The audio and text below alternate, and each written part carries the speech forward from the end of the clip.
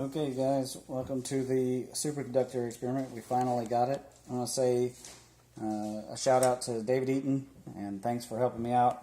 Air gas was not helpful. They apparently didn't like the size of my door. Well, there's probably a lot of good jokes that can be in there, but we'll leave it at that. So what we have here is a yttrium ceramic. It's like YBCO or YCBO, I can't remember, but anyways, it's what you would call high temperature, believe it or not, because liquid nitrogen, as cold as it is not one of the coldest gases. It's pretty cold, but the original superconductors had to be held at, closer to negative 300 degrees, whereas liquid nitrogen is more like in the negative 170 range, so it is pretty high temperature, relatively. Right now, this one's sitting at, I just ran the experiment, obviously, so it's still pretty cold, but it's not cold enough. So, for example, if I take the magnet and I try to float it, you guys, where'd you set the magnet? Bear with us here. They've been playing around with the mag. There it is. Okay, so here's the magnet. Ooh. Here's the magnet.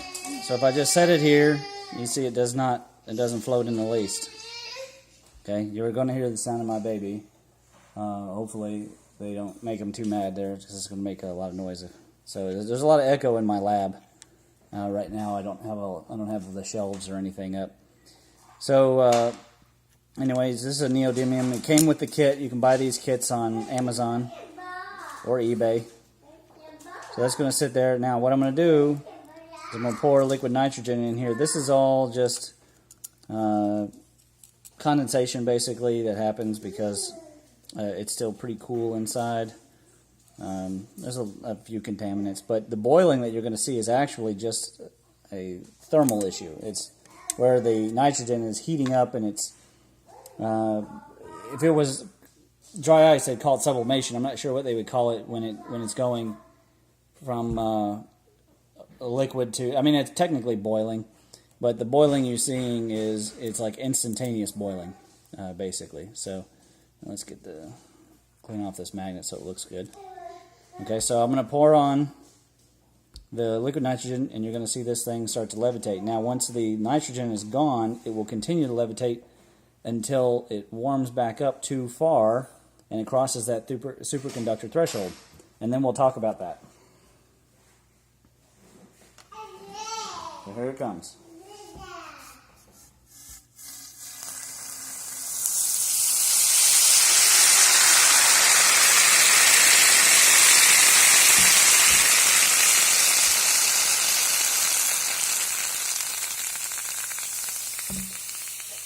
Boom. And there it goes. So again, I could take this off, put it back, and it floats no problem. The boiling, stopped pretty fast because the dish was already pretty cold. So it'll reach equilibrium soon. But of course, it'll keep boiling until all of the nitrogen has gone back into the atmosphere. So this property, the definition is that when it's this cool, the resistivity becomes exactly zero. And that's a convenient definition, don't you think?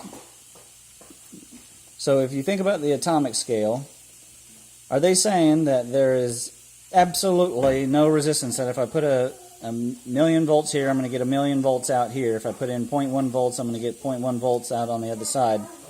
And that there is absolutely no thermodynamical properties happening and loss across the material. If that's what they're saying, I think that they don't understand atoms as well as they said, or they don't understand thermodynamics, one of the two. Clearly, there is a special electromagnetic property, something that we don't understand about the atom, something we don't understand about electromagnetism. It is not magic. It's energy in, energy out. If I push on it, it's going to have an energetic reaction, right? And of course, it won't spin forever. So there's nothing magical in that way, but it is almost like magic in that it just instantly occupies a certain spatial arrangement. And what I'm maintaining, so there it goes. So there it fell down again. And now it can sit. Now when it was super cold, it couldn't sit flat, and now it can. So there's a 90-degree phase shift. Let's see it again.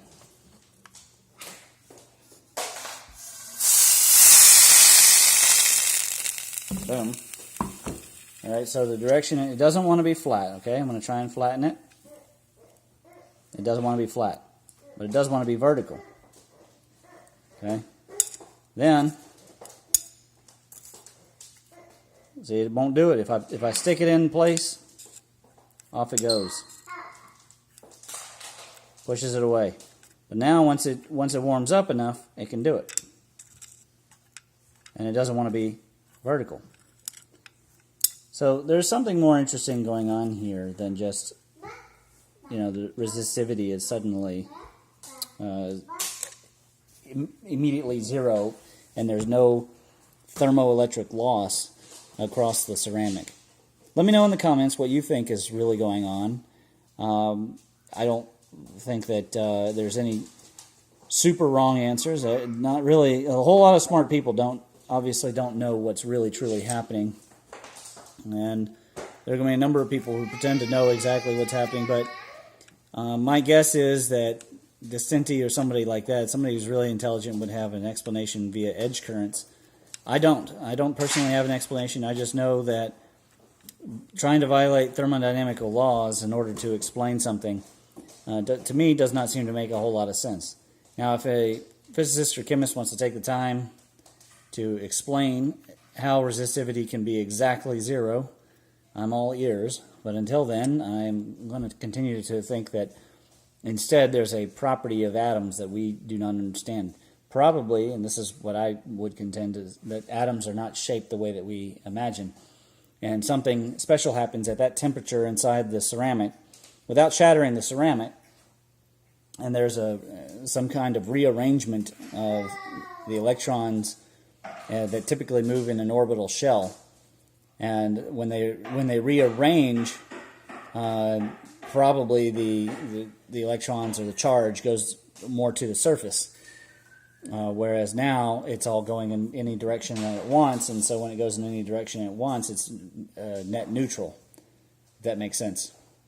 So you let me know what you think, and thanks for tuning in, and I'll see you next time.